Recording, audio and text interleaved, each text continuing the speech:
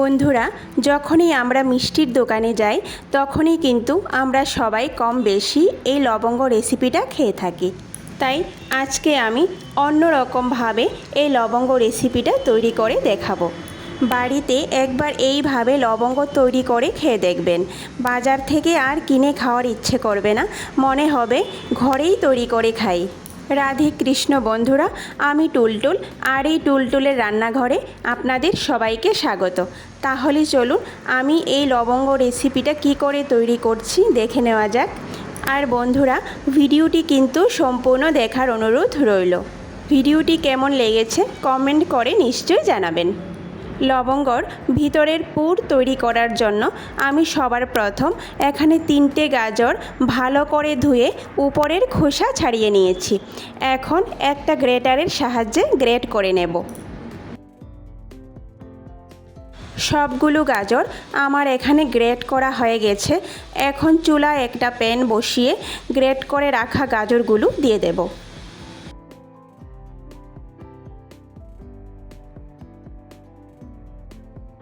তারপর কম আঁচে একটু নাড়াচাড়া করে 5 মিনিটের জন্য ঢেকে রাখব।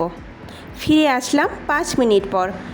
আবারও একটু নাড়াচাড়া করে 5 মিনিটের জন্য ঢেকে রাখব।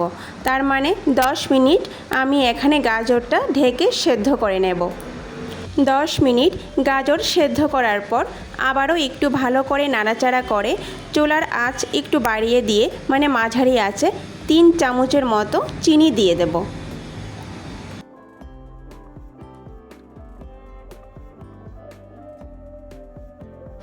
চিনি দিয়ে মাঝারি আঁচে গাজরের সঙ্গে চিনিটা ভালো করে মিশিয়ে নেব। বেশিক্ষণ সময় লাগবে না বন্ধুরা, 30 সেকেন্ডের মধ্যেই দেখবেন চিনিটা মেল্ট হয়ে গেছে। এবার আমি আগে থেকে 500 ml দুধ ফুটিয়ে ঘন করে নিয়েছিলাম, সেই দুধটা দিয়ে দেব।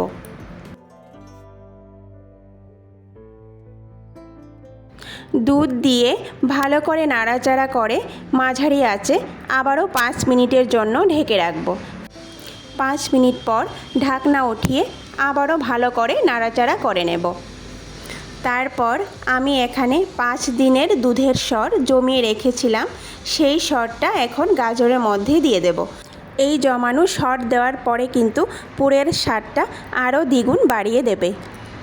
এবার চুলার আঁচ একটু বাড়িয়ে অনবরত নাড়তে থাকবো। ততক্ষণ নাড়তে থাকবো যতক্ষণ না গাজরের মধ্যে যে এক্সট্রা দুধটা আছে সেটা শুকিয়ে যাচ্ছে। তারপর 1 চামচের মতো ঘি দিয়ে দেব। ঘি দিয়ে আবারও ভালো করে নাড়াচাড়া করে নেব। দেখুন বন্ধুরা, গাজরের মধ্যে যে এক্সট্রা দুধটা ছিল সেটা কিন্তু পুরোপুরি শুকিয়ে গেছে। গাজরের পুরটা যখন এইভাবে প্যান ছেড়ে আসবে তখনই আমি চুলার আঁচ বন্ধ করে দেব। তারপর এই গাজরের পুরটাকে একটা থালায় নিয়ে ঠান্ডা করে নেব। অন্যদিকে আমি এখানে চায়ের কাপ মেপে 1.5 কাপ পরিমাণ, মানে 1 কাপ দিয়ে আরও আধা কাপ পরিমাণ আটা আর 1 কাপ ময়দা দিয়ে দেব। চাইলে আপনারা এখানে পুরোটাই আটা দিয়ে করতে পারেন। সামান্য পরিমাণ লবণ দিয়ে দেব। 1 চামচ পরিমাণ ঘি দিয়ে দেব। যেহেতু আমার ঘিটা গলানো নয় সেজন্য আমি এখানে 1 চামচ পরিমাণ দিয়েছি। আপনারা এখানে 3 চামচ পরিমাণ গলানো ঘি দিয়ে দেবেন। ঘিয়ের বদলে এখানে সাদা তেলও ব্যবহার করা যাবে।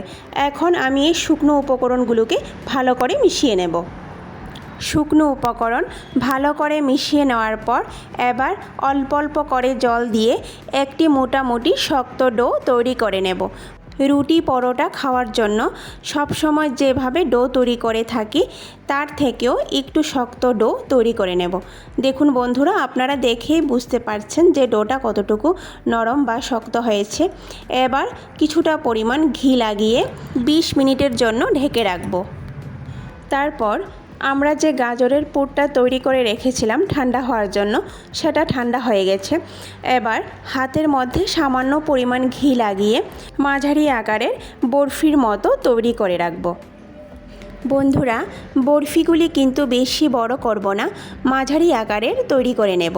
দেখুন একটা বরফি আমার এখানে তৈরি হয়ে গেছে। একইভাবে সবগুলো বরফি আমি এখানে তৈরি করে নেব।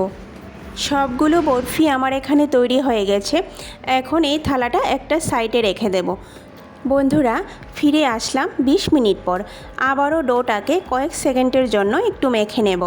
তারপর এই ডোটা থেকে ছোট ছোট আকারের লেচি কেটে নেব। লেচিগুলি কিন্তু খুব ছোট হবে না, ছোট থেকে একটু বড়। আমরা লুচি পরোটা করার জন্য যেইভাবে লেচি কেটে থাকি ঠিক সেই রকম। এবার একটা লেচি নিয়ে উপরে সামান্য আটা দিয়ে একটা রুটির মতো বেলে নেব। রুটিটা কিন্তু খুব বেশি পাতলা করে বেলবো না, একটু ভারী করে বেলবো। বন্ধুরা একটা রুটি আমি এখানে তৈরি করে নিয়েছি। এবার রুটির চারিদিকে জল লাগিয়ে দেব। তারপর গাজরের যে বরফি তৈরি করে রেখেছিলাম সেখান থেকে একটা বরফি নিয়ে রুটির মাঝখানে এইভাবে দিয়ে দেব। এখন রুটির একটা সাইড এইভাবে গাজরের উপরে দিয়ে ভালো করে আটকে দেব। এক সাইড ভালো করে আটকে দেওয়ার পর রুটির অন্য আরেকটা সাইড এইভাবে উপরে দিয়ে জল দিয়ে ভালো করে জোড়া লাগিয়ে দেব। তারপর লবঙ্গটাকে উল্টে দুই সাইডে জল লাগিয়ে একটা ভাঁজের উপর আরেকটা ভাঁজ এইভাবে জোড়া লাগিয়ে দেব। তারপর জল লাগিয়ে ভালো করে জোড়া লাগিয়ে দেব। এবার একটা লবঙ্গ এর মাঝখানে দিয়ে দেব। তো বন্ধুরা তৈরি হয়ে গেল আমাদের একটা লবঙ্গ। এইভাবে আমি সবগুলো লবঙ্গ তৈরি করে নেব। সবগুলো লবঙ্গ আমি এখানে তৈরি করে নিয়েছি। এবার আমি চিনির একটা চাশনি তৈরি করে নেব। তার জন্য চুলায় একটা বাটি বসিয়ে এতে 4 কাপ মেপে 1.5 কাপ পরিমাণ চিনি দিয়ে দেব। যেই কাপ মেপে আমি আটা ময়দা নিয়েছিলাম সেই কাপ মেপেই আমি এখানে চিনিটা দিয়েছি। তারপর যতটুকু চিনি দিয়েছি ঠিক ততটুকু জল দিয়ে দেব। এবার গ্যাসের ফ্লেম অন করে মাঝারি আঁচে চিনিটাকে গলিয়ে নেব। 3টে এলাচ একটু ফাটিয়ে দিয়ে দেব। বন্ধুরা আমি কিন্তু এখানে 1 তার বা 2 তারের শিরা করব না। চিনিটা গলে যখন জলটা ভালো করে ফুটে যাবে তারপর চিনির রসের মধ্যে যখন একটা আঠালো ভাব চলে আসবে তখনই নামিয়ে নেব। তারপর চুলায় একটা প্যান বসিয়ে তাতে বেশ কিছু পরিমাণ তেল দিয়ে তেলটা মোটামুটি গরম করে নেব। মনে রাখতে হবে তেলটা কিন্তু খুব বেশি গরম করা যাবে না। তারপর যেই দিকে লবঙ্গ দিয়েছিলাম সেই দিকটা আগে তেলে দিয়ে দেব। লবঙ্গগুলো তেলে দেওয়ার পর চুলার আঁচ একদম কমিয়ে দেব। বন্ধুরা এই লবঙ্গগুলো কিন্তু কম আঁচে ধৈর্য ধরে একটু সময় লাগিয়ে ভেজে নিতে হবে, তবেই দোকানের মতো পারফেক্ট লবঙ্গ তৈরি হবে। লবঙ্গগুলো প্যানে দেওয়ার কিছুক্ষণ পর উল্টে দেব। এইভাবে কম আঁচে উল্টে পাল্টে একটু লাল হওয়া পর্যন্ত ভেজে নেব। লবঙ্গগুলো ভাজার সময় কিন্তু চুলার আঁচ একদমই বাড়িয়ে দেওয়া যাবে না।